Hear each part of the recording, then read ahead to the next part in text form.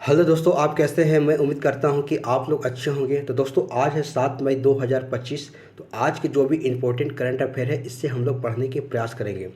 दोस्तों, जैसा कि आपको पता है कि 2025 में बहुत सारे एग्ज़ाम्स हो रहे हैं और इन सारे एग्ज़ाम्स के लिए करंट अफेयर का एक सबसे बड़ा एक रोल होता है जो आपके एग्ज़ाम्स में रिजल्ट को निर्धारित करता है।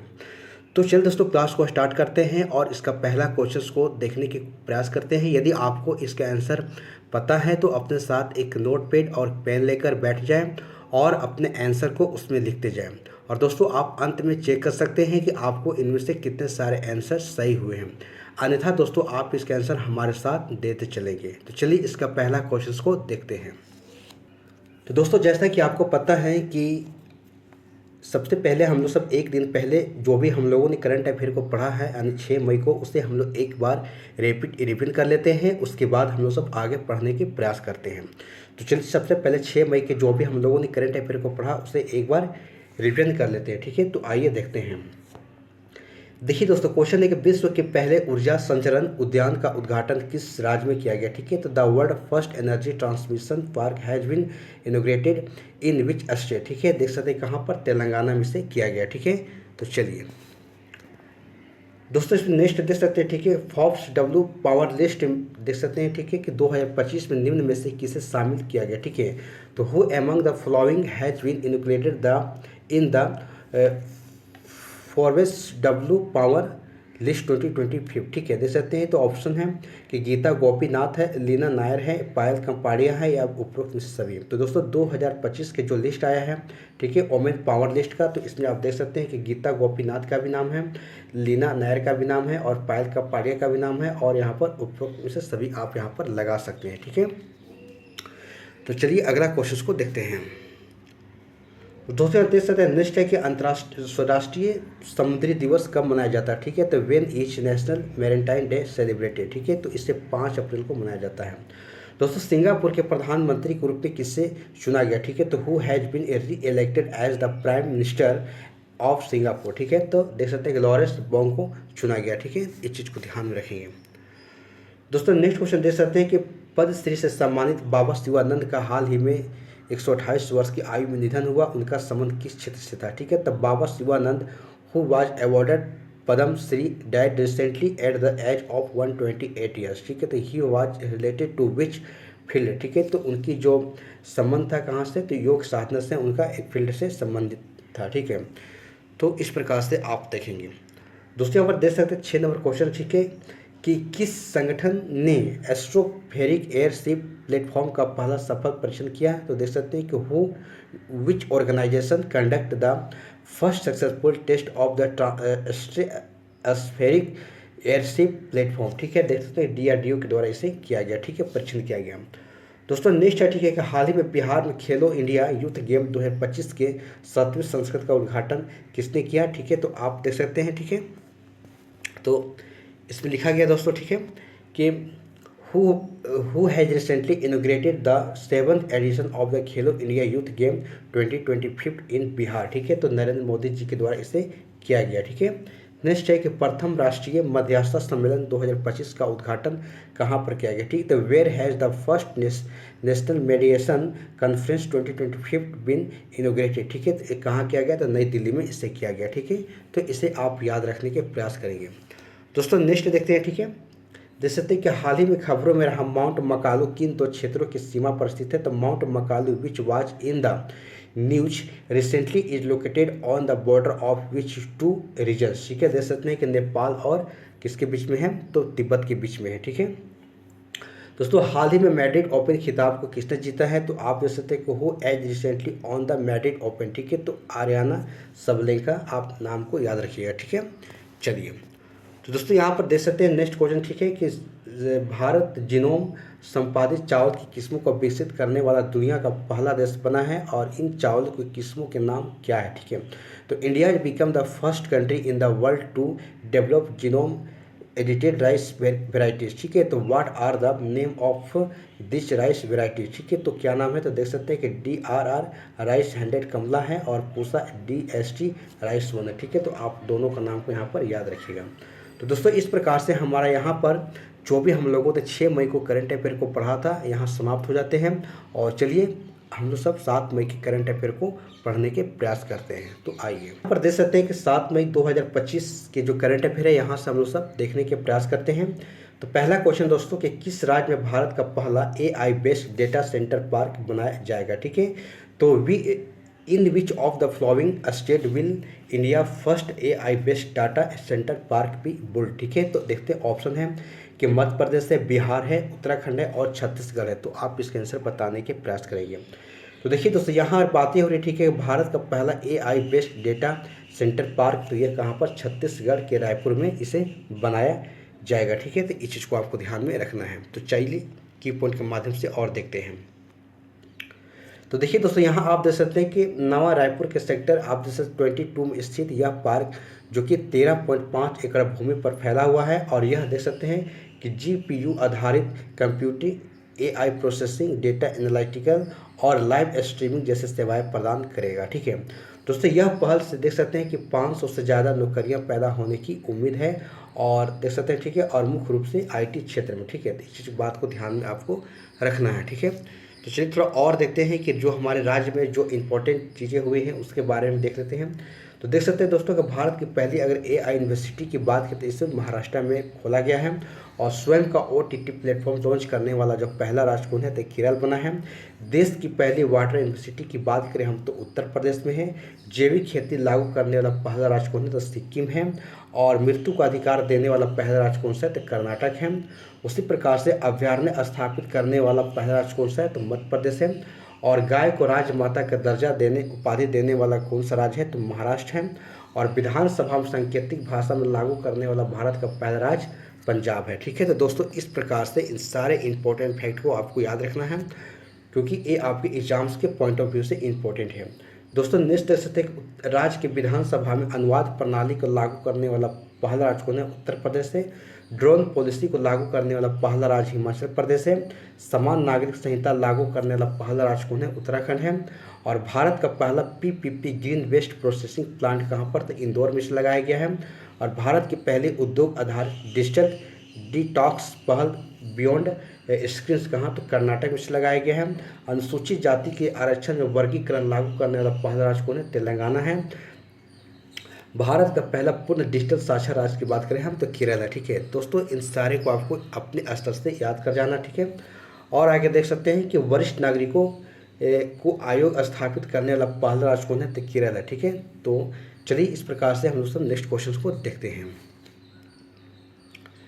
दोस्तों नेक्स्ट क्वेश्चन है कि किस राज्य में दुनिया के पहले ऊर्जा संचरण उद्यान का उद्घाटन किया गया, ठीक है। In which of the following state the world first energy transmission park has been inaugurated, ठीक है। तो आप देख सकते हैं कहाँ पर किया गया है तो इससे तेलंगाना में, बिहार में, हरियाणा में और कर्नाटका में। तो आप इसका आंसर बताने के प्रयास करेंगे। तो देखिए दोस्तों यहाँ अगर बात करें दुनिया के पहले अगर ऊर्जा संचरण उद्यान की बात करें तो इससे तेलंगाना राज्य में उद्घाटन किया गया है। इसके पहले भी हम लोग सब पढ़ चुके हैं, ठीक है। तो चलिए थोड़ा और डिस्कशन के माध्यम से देख लेते हैं। देखिए दोस्तों देख सकते हैं, ठीक है, यहाँ पर बताया जा रहा है, ठीक है, कि तेलंगाना के राज्यपाल जो कि जिष्णुदेव वर्मा ने कान्हा शांति वनम में दुनिया के पहले ऊर्जा संचरण बाबूजी वनम का उद्घाटन किया, ठीक है। तो ये चीज़ को आपको ध्यान में रखना है, ठीक है।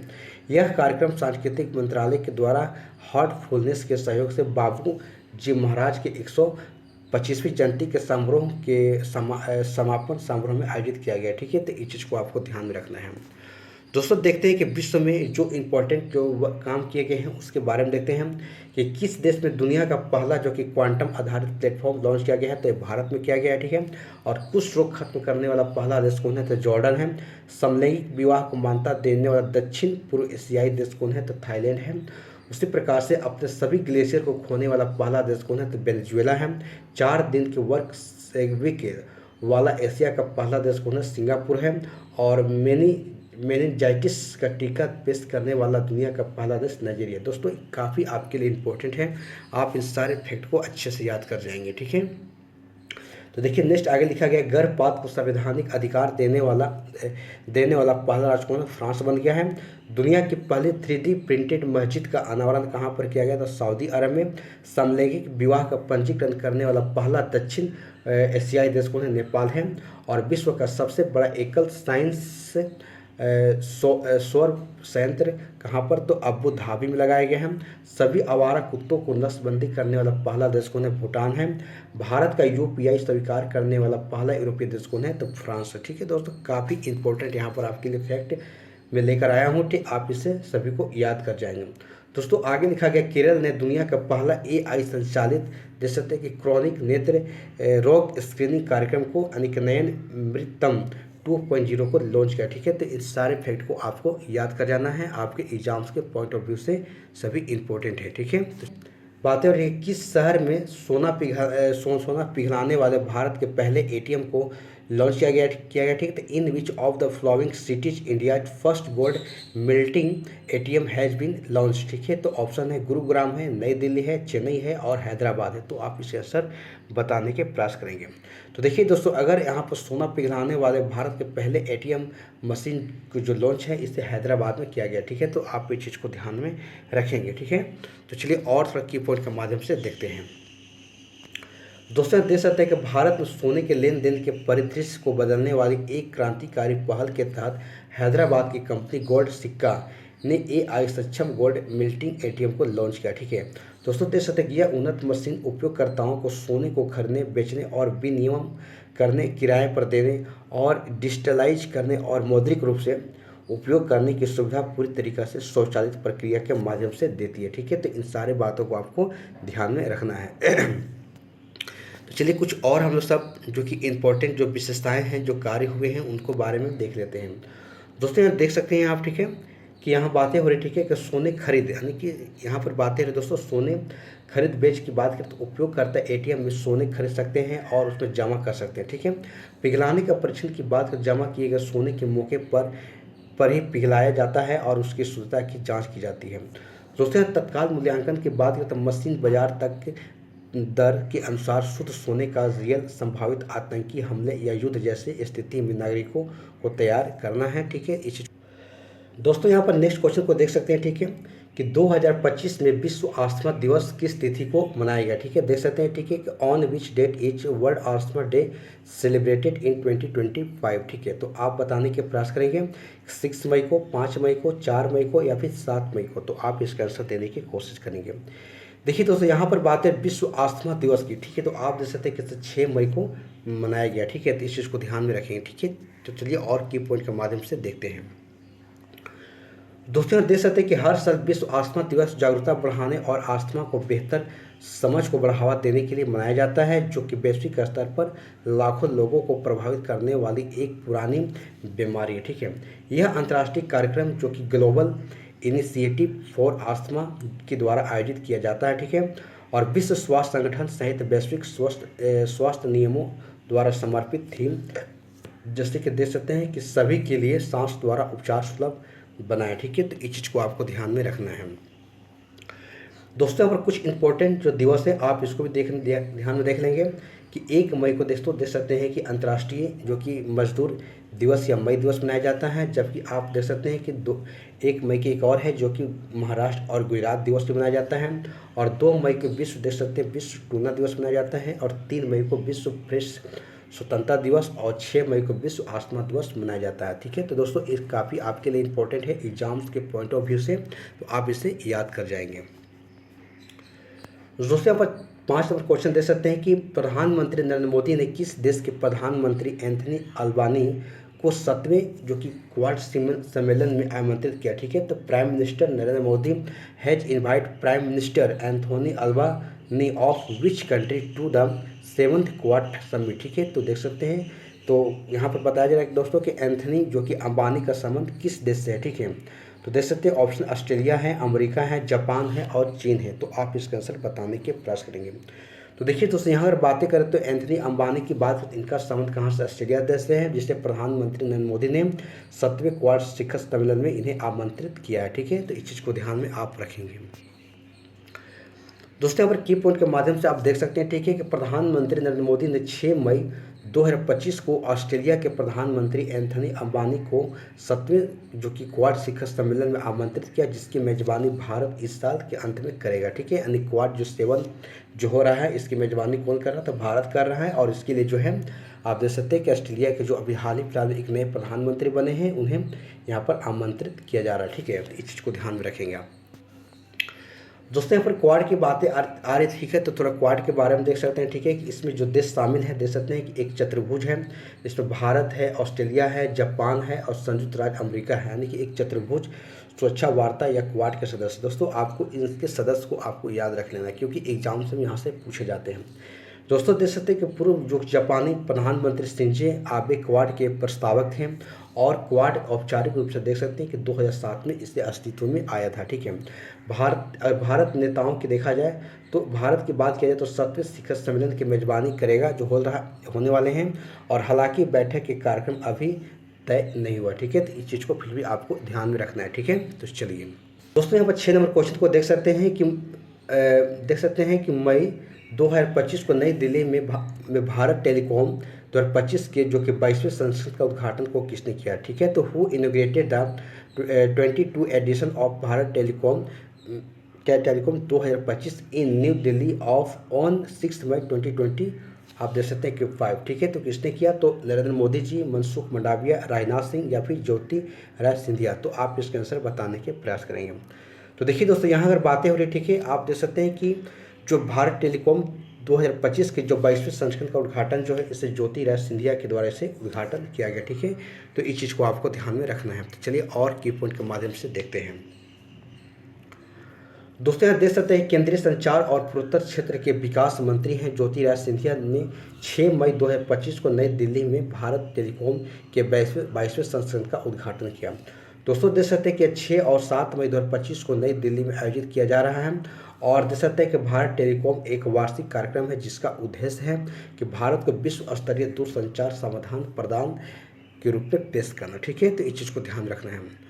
दोस्तों यहाँ पर कुछ इंपॉर्टेंट फैक्ट हैं, आपको ये भी याद रखना है। ठीक है, आप इसे ध्यान में रखेंगे कि किस राज्य या यूटी में आयुष्मान वाया वंदना योजना को शुरू किया गया है? तो इसे नई दिल्ली में शुरू किया गया। अंतर्राष्ट्रीय सौर गठबंधन की बात करें हम तो 7वां जो कि सत्र कहाँ पर हुआ? तो नई दिल्ली में हुआ है। 2025 में पहली बार भारत में होने जा रहे खो खो वर्ल्ड कप की मेजबानी कहाँ पर? तो नई दिल्ली में हो रही है। और जनवरी 2025 में नई दिल्ली सरकार ने देख सकते हैं कि पुजारी ग्रंथि सम्मान योजना को शुरू की है। और दिल्ली के नई अगर मुख्यमंत्री की बात करें हम तो यहाँ रेखा गुप्ता जी हैं। और भारत की पहली वर्टिकल्स बाईफेशियल सोलर प्लांट कहाँ स्थापित किया गया? तो ये भी नई दिल्ली में ही स्थापित किया गया। दोस्तों सारे आपके इंपॉर्टेंट हैं।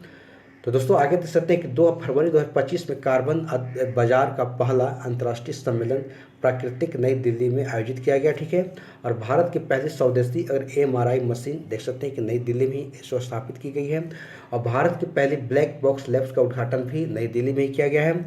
और भारत के राष्ट्रपति ने हाल ही में भारतीय मध्यस्थता संघ का शुभारंभ कहाँ पर? तो नई दिल्ली में ही इससे किया है। ठीक है दोस्तों, नेक्स्ट लिखा गया कि प्रथम राष्ट्रीय मध्यस्थता सम्मेलन 2025 का संबोधन कहाँ? तो नई दिल्ली में ही किया गया। ठीक है, तो दोस्तों इन सारे फैक्ट जो आपके एग्जाम्स के पॉइंट ऑफ व्यू से काफ़ी इंपॉर्टेंट है, तो आप इसे याद कर जाएंगे। ठीक है, तो चलिए नेक्स्ट क्वेश्चन को देखते हैं। दोस्तों यहाँ पर नेक्स्ट क्वेश्चन है कि मई 2025 को प्रधानमंत्री उज्ज्वला योजना के कितने वर्ष पूरे हुए? ठीक है, देख सकते हैं कि हाउ मेनी ईयर्स ऑफ प्रधानमंत्री उज्ज्वला योजना, ठीक है, वेर कंप्लीटेड ऑन 1 मई 2025। ठीक है, देख सकते हैं तो ऑप्शन 10 ईयर्स है, 9 ईयर्स है, या फिर 8 ईयर्स है, या फिर 7 ईयर्स है। तो आप इसके आंसर बताने के प्रयास करेंगे। तो देखिए दोस्तों, यहाँ बातें हो रही है कि मई 2025 की बात करें हम तो प्रधानमंत्री उज्ज्वला योजना की देख सकते हैं कि यहाँ पर 9 वर्ष पूरे कंप्लीटेड कर लिए। ठीक है, तो चलिए थोड़ा और की पॉइंट के माध्यम से देखते हैं हम। दोस्तों यहाँ पर देख सकते हैं, ठीक है, कि यह योजना 1 मई 2016 को प्रधानमंत्री नरेंद्र मोदी के नेतृत्व में उत्तर प्रदेश के कहाँ? तो बलिया जिले से शुरू की गई थी। और इसका उद्देश्य है गरीबों और वंचित परिवारों महिलाओं को LPG मुक्त कनेक्शन देना, जिससे वे आप देख सकते हैं कि परंपरागत जो प्रदूषणकारी ईंधनों जैसे कि लकड़ी हो, कोयले हो, गोबर आदि से मुक्ति पा सके। ठीक है दोस्तों, देख सकते हैं और बातें की गई। इस योजना से आप तक देख सकते हैं कि 10.33 करोड़ से अधिक परिवारों को फायदा मिला है। और देख सकते हैं कि 238 करोड़ से ज़्यादा ज़्यादा बार LPG सिलेंडर रिफ़िल किए गए। ठीक है, तो इस चीज़ को आपको ध्यान में रखना पड़ेगा। ठीक है, तो चलिए दोस्तों यहाँ पर अगला क्वेश्चन को देख सकते हैं। अगले क्वेश्चन को आप देख सकते हैं। क्वेश्चन है कि मोहम्मद म्यूजू किस देश के राष्ट्रपति है जिन्होंने सबसे लंबी प्रेस कॉन्फ्रेंस करने का वर्ल्ड रिकॉर्ड बनाया। ठीक है, देख सकते हैं कि Mohamed Muizzu is the president of which country who has made a world record for holding the longest press conference. ठीक है, तो ऑप्शन है मालदीव है, श्रीलंका है, अमेरिका है और इंडोनेशिया है। तो आप इसका आंसर बताने के प्रयास करेंगे। तो देखिए दोस्तों, यहाँ अगर बातें हो रही है, ठीक है, आप देख सकते हैं कि मोहम्मद मोइजू का संबंध जो है किस देश से है, तो मालदीव से संबंध है। ठीक है, तो मालदीव के देश के राष्ट्रपति है। ठीक है, तो इस चीज़ को आपको ध्यान में रखना है। तो चलिए थोड़ा और की पॉइंट के माध्यम से देख लेते हैं। दोस्तों यहाँ देख सकते हैं, ठीक है, कि मालदीव की बातें हो रही दोस्तों, देख सकते हैं कि यह हिंद महासागर में एक जो कि द्वीप समूह है। ठीक है, और यह देख सकते हैं कि यह 1887 में ब्रिटिश की संरक्षित राज्य बना था और इससे 1965 में यूनाइटेड किंगडम से स्वतंत्रता मिली। ठीक है दोस्तों, देश सत्य की राजधानी की बात करें तो माले हैं और मुद्रा की बात करें तो मालदीवियन रुपया है और राष्ट्रपति यहाँ के मोहम्मद मोइजू हैं और भारतीय सेना और मालदीव राष्ट्रीय रक्षा बल के बीच में 13वां संयुक्त जो कि देख सकते हैं कि अभ्यास एक्यूबेरियम शुरू हुआ। ठीक है, तो दोस्तों इस प्रकार से आप यहाँ पर ध्यान में रख सकते हैं। तो दोस्तों यहाँ पर हमारा आज के जो भी 7 मई के करंट अफेयर इंपॉर्टेंट थे मैंने यहाँ पर करा दिया और हमारा समाप्त हो जाता है। यदि हमारा वीडियो अगर आपको अच्छी लगी हो तो इसे लाइक शेयर जरूर कर दीजिएगा और हमारे चैनल पर पहली बार आप आए हैं तो हमारे चैनल को सब्सक्राइब करके बेल आइकन घंटी को ऑन कर दीजिएगा, क्योंकि जब मैं अपने वीडियो अपलोड करूँ तो इसकी नोटिफिकेशन आपको मिल सके। ठीक है, तो चलिए क्लास को यहीं पर अंत करते हैं। धन्यवाद। जय हिंद, जय भारत।